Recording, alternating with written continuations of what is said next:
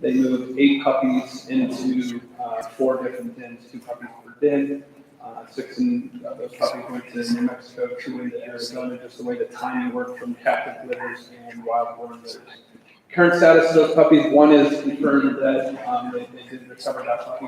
One is where they were able to radio collar the puppy as a sub-adult in September. And then 6 are status unknown. Those 6 status unknown will probably come clear after the annual capture and count that occurs in late January, early February. They'll attempt to capture any associated pups or coming short yearlings with the adults at that time, and we'll have a better idea of what the status of those 6 are. So the Fish and Wildlife Services. How did the dead one end up yet? Mr. Chairman, I do not know. The Fish and Wildlife Service might know. I don't know if it was abandoned or if it was killed by another wolf. I do not know the cause of mortality for that individual. In the 2019 plan, as presented by the Fish and Wildlife Service, their plan is to cross-foster up to 12 pups from captivity into the wild again in New Mexico and Arizona. This is the same request as what they did last year in 2018, no change from last year. I do want to mention that Arizona has approved up to 12 as well. If you recall last year, capped at 6. Arizona is saying up to 12, depending on so it'd be 12 total across Arizona or New Mexico, but if all the dens lined up in Arizona, the 12 all could very well go there. But denning-wise, the priority, it looks about evenly split between the 2 states. The other, as they've done in the past and did last year, is remove any female that might have formed a pair with its brother. Last year, they did have a female that formed a pair with its brother. They removed it, brought it to captivity, brought her back. That was in Arizona. The other one is as an annual event, and it occurs throughout every year, is the translocation or removal of wolves. The translocation is if we have a dispersing wolf outside of the Mexican wolf experimental population range, which is the I-40 boundary. Anything north of there must be brought back south into the recovery area. So that's a standard protocol. That translocation would be that individual animal or animals that went to the north would be brought back. And then also, on an annual basis, they do have wolves with depredation histories. Those depredation histories, depending on what the Fish and Wildlife Services call on that, is sometimes lethal removal or remove the animal back to captivity. Those animals would come into captivity for permanency or potentially be moved into Mexico. The last one there is specific to the latter range, and what that is the Fish and Wildlife Service, as they have these captive animals that have puppies that they're going to try to release into the wild dens. They're trying to get those bred females and those puppies closer to New Mexico or Arizona before they're released. The latter ranch is requesting to have one female, captive female, that would not be released, brought to the latter ranch for breeding purposes, and then her puppies would potentially be one of the 12 pups released in the wild if and only if her pups align with wild dens. And so with that, that's the plan from the Fish and Wildlife Service for the 2019 translocation. So how did we do over the last year? So over the last year, as we've shown, there was a signed recovery plan by the Fish and Wildlife Service in November of 2017. That plan did talk about a specific number of releases that had to occur from captivity in order to meet recovery goals, and the population turned over to state management. So that's where we have, as an agency, have discussed cross-fostering as the best option, releasing less than 14-day-old puppies that are not habituated in captivity, not naive wolves, adults going onto the landscape. We think that we could reach that recovery goal to get that one notch off there that gets closer to state management. Once we get to that, again, we released 8 puppies, or the service released 8 puppies. We'll know the status here in about 2 to 3 months on the remaining 6. Hopefully we have some more survivals because it'll limit the amounts of cross-fosters that we need to occur in the future. So one more notch off on that. So I think it was positive in that they were able to get and continue to focus on cross-fostering of pups and not having to rely on adults. Let's take some public comment and then we'll circle back with, commissioners. Mr. Anderson, how about another crack? You disappeared? No. you- Oh, no. Yeah. That must have been my comment card for, For number 10, okay. Nothing to say about wolves? yes, sir. Okay. Make good sense. John Ball. Bell? I've heard discussion of releasing something down south end of Carroll County on that east area. Validity to that, that's not part of the discussion. Mr. Chairman, Mr. Bell, no, that is not part of the Fish and Wildlife Services plan. It's not to release. The areas would be just puppies, again, less than 14 days old, into the current occupied ranch over in the Gila in those wildlands. So there is no plan from the Fish and Wildlife Service currently to release anywhere new than where the adults are. What is the east-west, to help Mr. Bell, what's the east-west corridor limits? So, Mr. Chairman, Commissioner Salopek, the east-west limits of where a wolf can travel in terms of the 10-day rule is California to Texas. Now, and south of I-40. Release-wise, it's in the current population is where it is. The current population is mainly on the Mogollon Rim in Arizona and in New Mexico. Thank you very much. Thank you. Cole Stoddard. I get that right? Close. My name's Cole Studdard. I'm a rancher and hunter and trapper. I have a forest permit in Catherine County by Apache Creek. In the woods over there, about to put the ranchers out of business. Literally, there's been hundreds and hundreds of kills. They won't do anything about the depredations, the ones that are confirmed. It takes up to 6 months to a year to get paid for them if you do. And John Oakley, the biologist, even told me that for every one kill that you find, there's anywhere from 8 to 10 that you don't find. And ranchers can't sustain these kind of numbers and keep going with the woods and destroying livelihood of ranchers. And then just on that place alone, 1/3 to 1/2 of the woods that come through are not common. I lost over 100 calves this year. And mostly to one pair of wolves. And they agreed to do something about it. If they could get one of them caught, we helped them out on where they were traveling and everything. And they got a call on the females. And nothing happens after that. Keep having kills. The neighbors have had kills. They have killed down the road by Aragon. And they've already known another pack when they can. But they will not do anything about it. And it's literally putting ranchers out of business. That have been there for years and years. They play by their rules, do everything they're supposed to, but it's a one-sided deal. They won't remove the animals that are causing trouble, and they will not report anything either. And there's a whole lot more of them around than what they act like there is. And I don't know, I know there's probably nothing y'all can do about it, but I would ask at least contact the Catherine County FSA office, and they have numbers on not all of them, all that are depredated, and the numbers are missing and everything else. Thank you. So what does the gentleman in his position do? What's the protocol? Mr. Chairman, so the protocol is really working with Wildlife Services as well. Wildlife Services has to go out and make a confirmation on the kill. Wildlife Services makes a Is confirmation. that federal? That's not.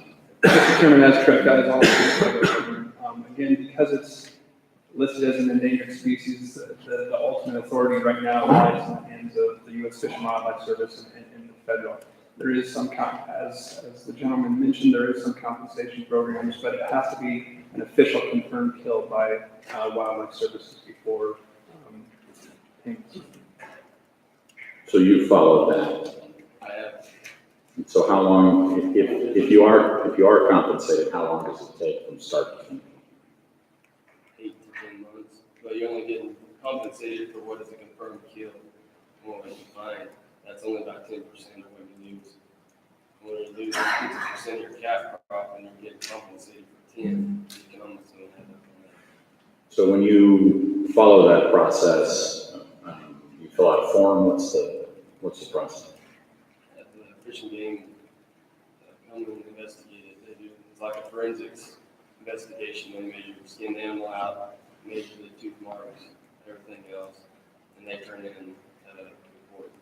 And Fish and Wildlife Services also comes, and they're there and they investigate it too, and they check and see if their collar goes around, and what it may have came from. And they did tried hazing and stuff. The country was so rough and rugged, they couldn't keep them out of the cattle.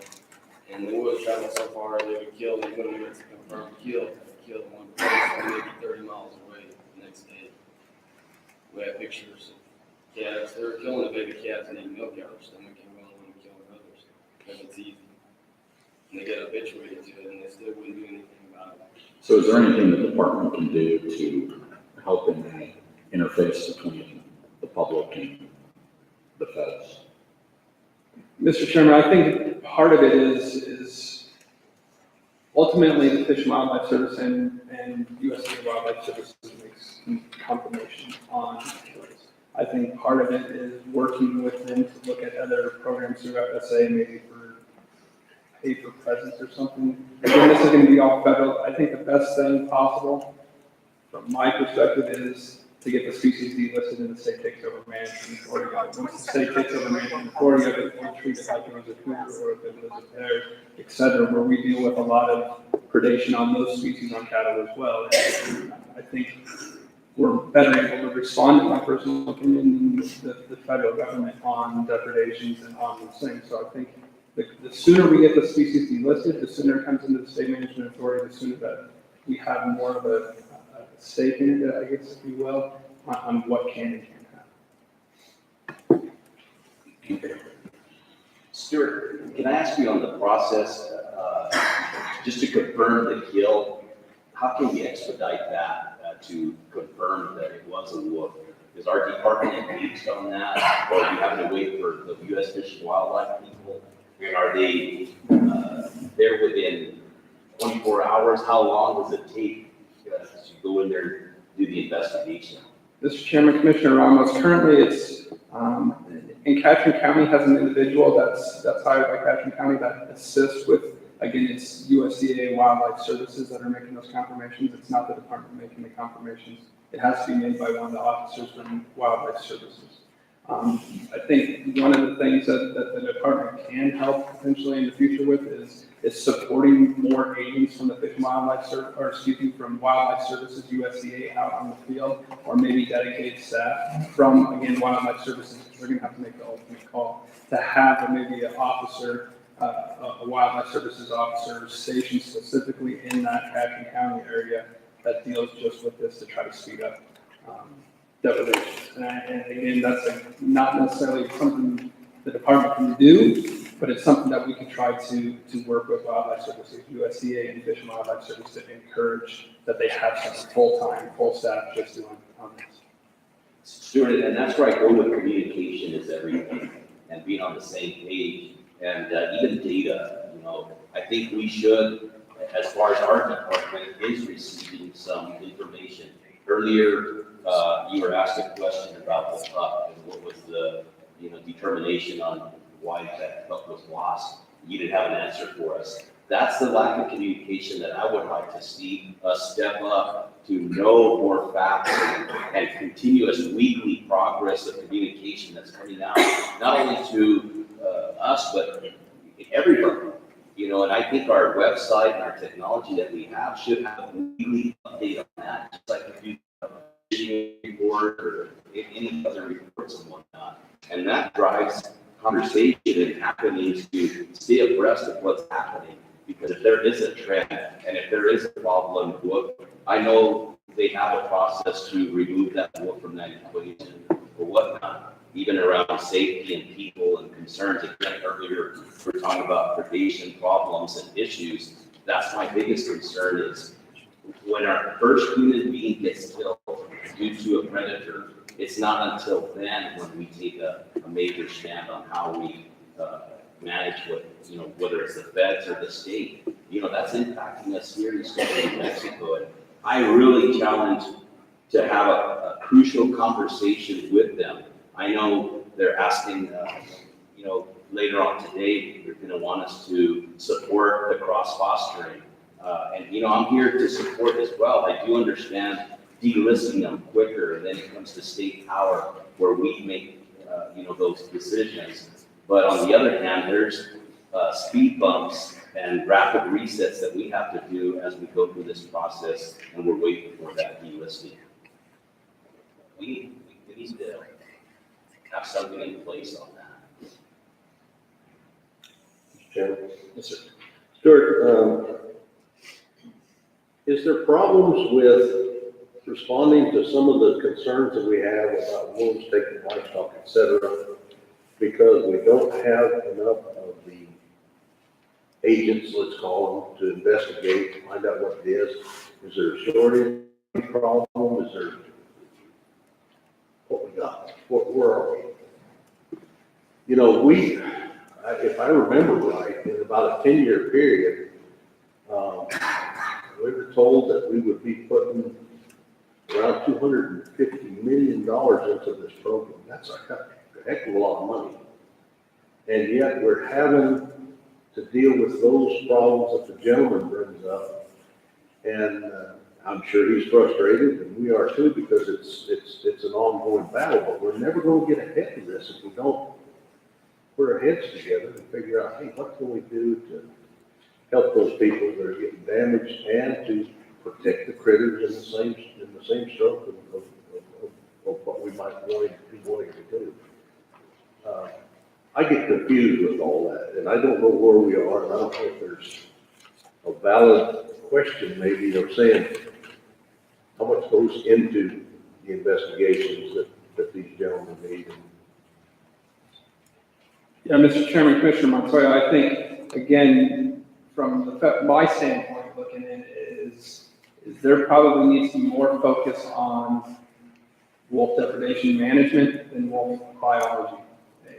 Wolf biology, a wolf is fairly robust, but there is depredation management that probably needs to be more robust. We've had those conversations with the Fish and Wildlife Service, and we've had those conversations with USDA Wildlife Service in the last few months to say, maybe it's time for you to look a little bit harder at depredation management. And what that means, I don't know what that means from a federal level or where they can step in, but I think it's So I sat at a table similar to this shortly before Christmas last year. I said that implementation of all of this is important. Leaning forward, it's kind of rude to sit back in my chair, my apologies. And I said implementation is important. So who in the department is predominantly responsible for our end of the Mexican gray wolf, other than me? Are you? Mr. Chairman, I may ask you, I think that Stuart has been the lead on it, but we're not actually as engaged as we could be, I guess. So we're going to go back to where we started a year ago, and I'm going to say it again. This is an implementation issue, and I think it's almost necessary to dedicate a significant number of personnel hours to this, and you're only one person, fully capable of doing a lot of things, but I mean, this is some real brass tacks, and so I think we're going to have to find someone in the department, whether it's an existing person or a new person, to more effectively help people like him, interface in some respects with the federal government. Because one of the reasons we were even where we're at today, with the seat at the adult table, is because the state stepped up, commission and department stepped up and engaged in a number of different fronts to get us to where we are today. And I know it's hard for one person to sometimes move the federal government to do what it needs to do. I think we need to give a helping hand if we can from within the department. So I will visit with you, and I'll visit with Director Sloan about that, because I did say last December, this is really, what was it, the beginning of the end, or the end of the beginning, or something like that. But it does come down to implementation. And, we've had 1 year, maybe it was a good year, maybe it was a bad year, it's hard to tell from just 1 year. But this, I know it's a continuing problem, it didn't start last December, I mean, it's one that's been going on a long time. So I'll visit with the director and with you, and we'll see if we can find someone who's got the time to at least act as a resource for people in our state who need to interface with the feds to get compensation ultimately if there is a war. Chairman Kinzel, and Stuart, I know you definitely have been dragging your feet, and I know you have a current study that you're implementing right now with elk collaring.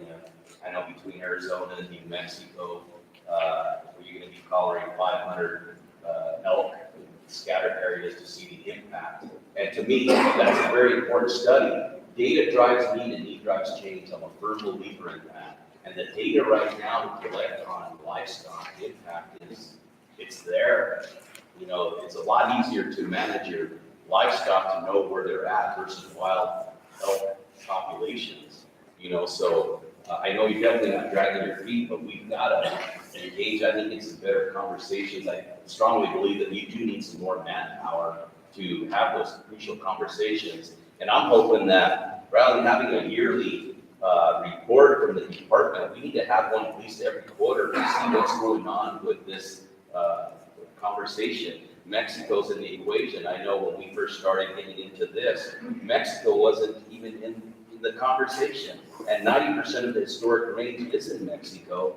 And here, we're the ones that are taking the hit, and so to me, it's very important that we need to engage with conversations with Mexico and Arizona and New Mexico and really have, again, valid information on our website, constantly coming to us weekly on what's happening with kills, with growth, with pups surviving, with all these type of biological things that can give us good indicators to continue moving in the direction that we're moving in to support.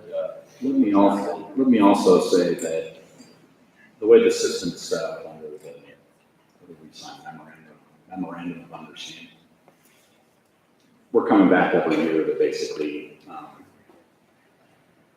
approve additional releases. And so at some point, we fall back into that old pattern we were at before we had a recovery plan and a memorandum, which is things just rock and roll along and there's no meaningful change or meaningful cooperation. So I'm concerned is perhaps too strong because we're only 1 year into it.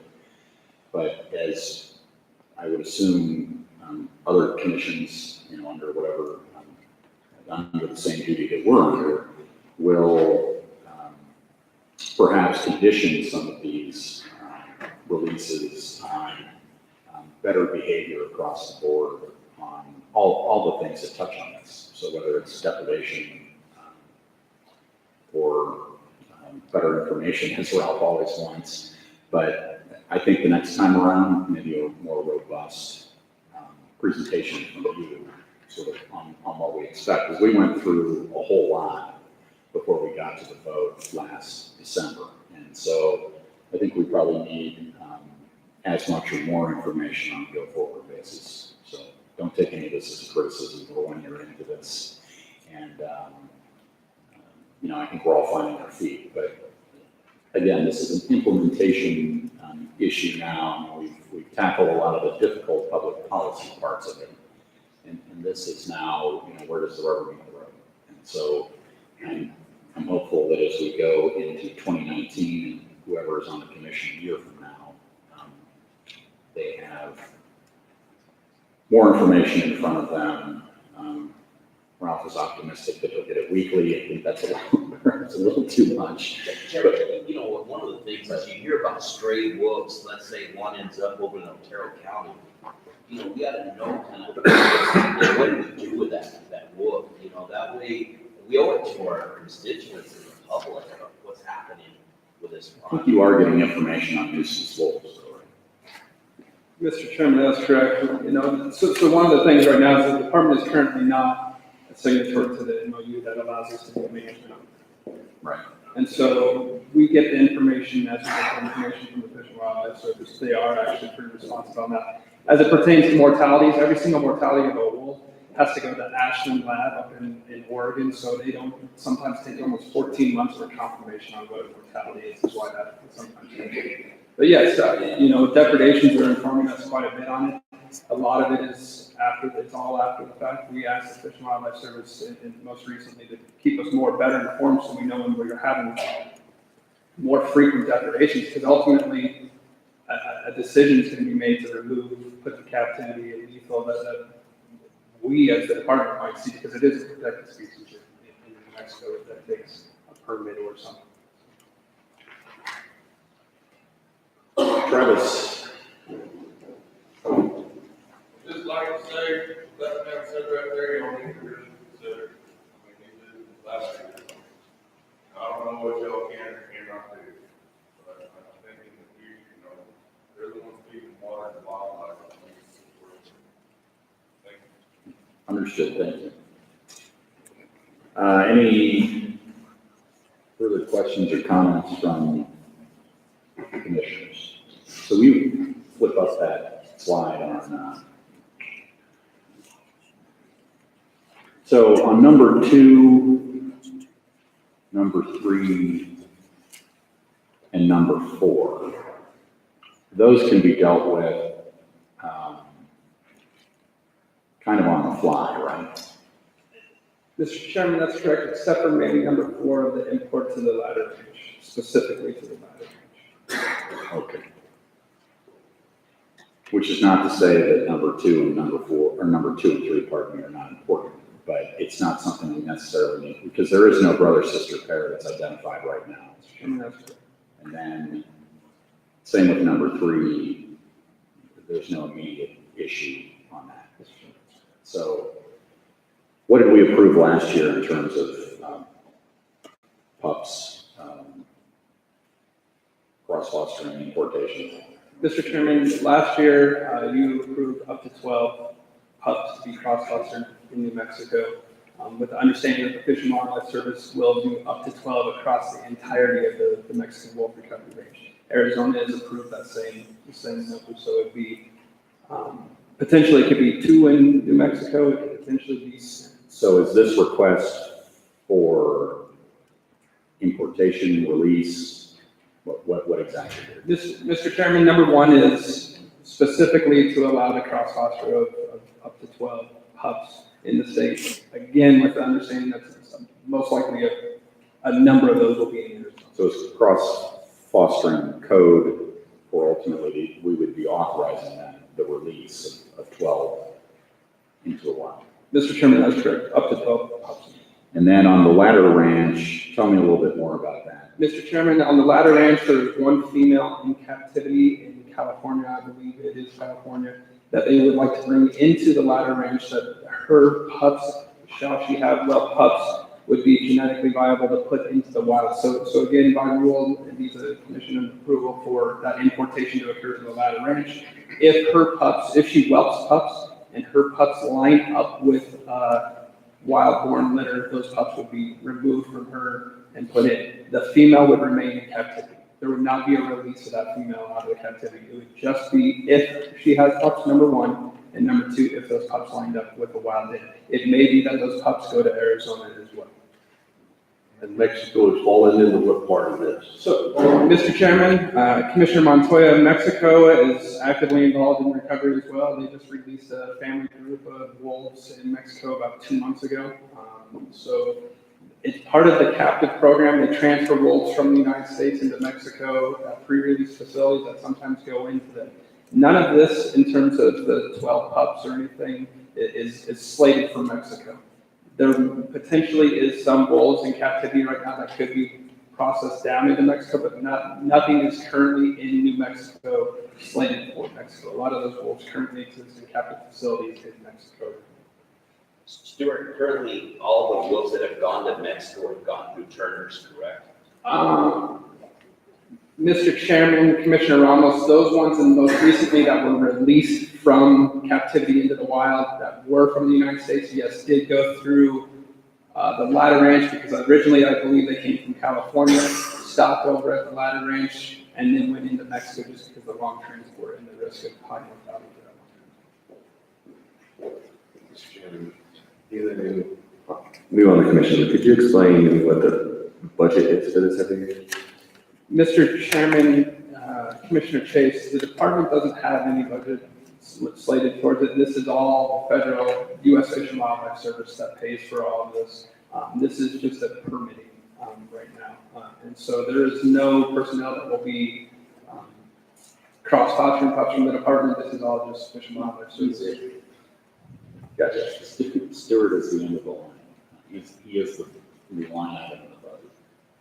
Mr. Chairman, and Stuart, when I was talking about that $250 million going into the project over a 10-year period, that's federal aid money there, correct? Mr. Chairman, Commissioner Montoya, it's actually U.S. taxpayer dollars. Well, yeah. It's not federal aid from like Pittman Robertson or anything. It's all slated from U.S. Fish and Wildlife Service and Endangered Species Act out of the federal. Well, it's not game department money. Mr. Chairman, Commissioner Montoya, that's correct. It's all Department of Interior. It's actually 20 years, not 10.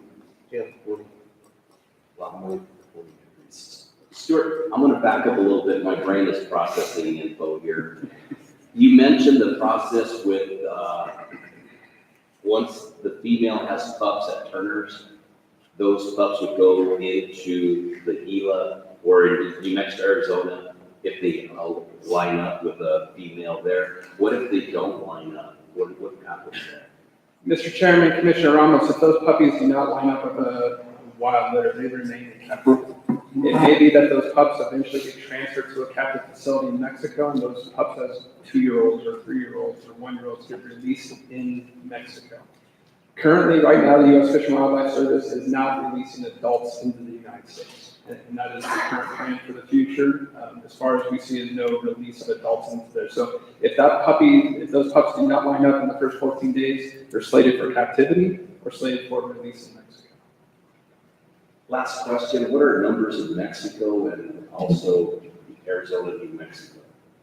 Mr. Chairman, Commissioner Ramos, in the most recent count, again, they only released one number as a minimum count. And again, I would stress this is a minimum count, is 114 between Arizona and New Mexico.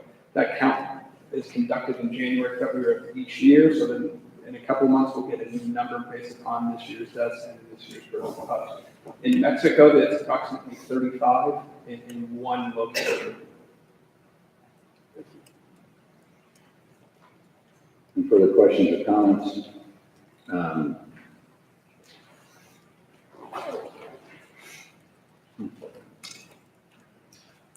More information next year, next November, next December. I may not be here, but it's a courtesy to the next commission. I think more information is better. I will visit with you and Director Salon about because I do recall specifically saying we probably need to detail somebody specifically to deal with this. Maybe not for all time, but it would have been useful to have that person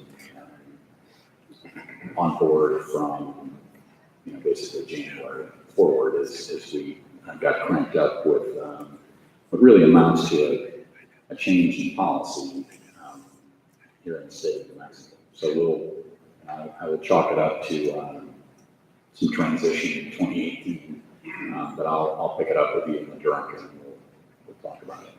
You started on this.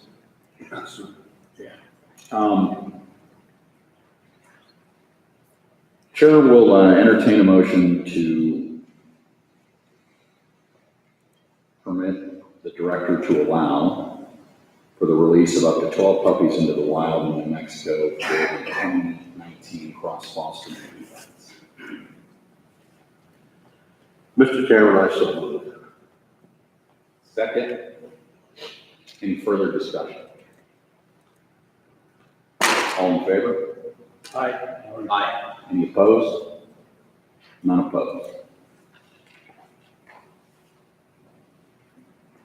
On 2 and 3,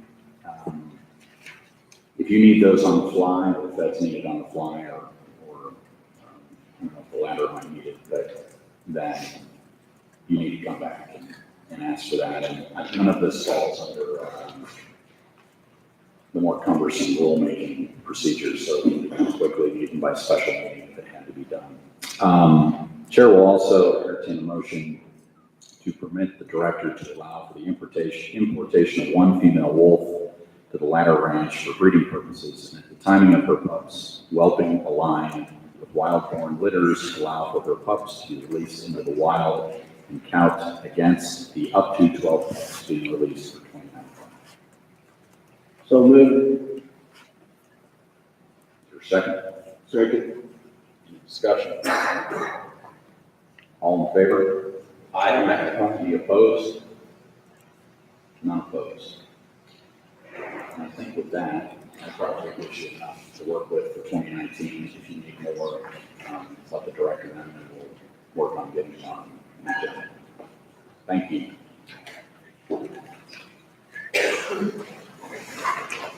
Let's take a quick break and then we'll start in on some of the formal.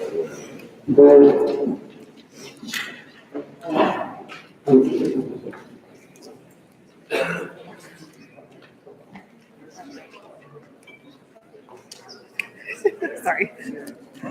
That was provoking.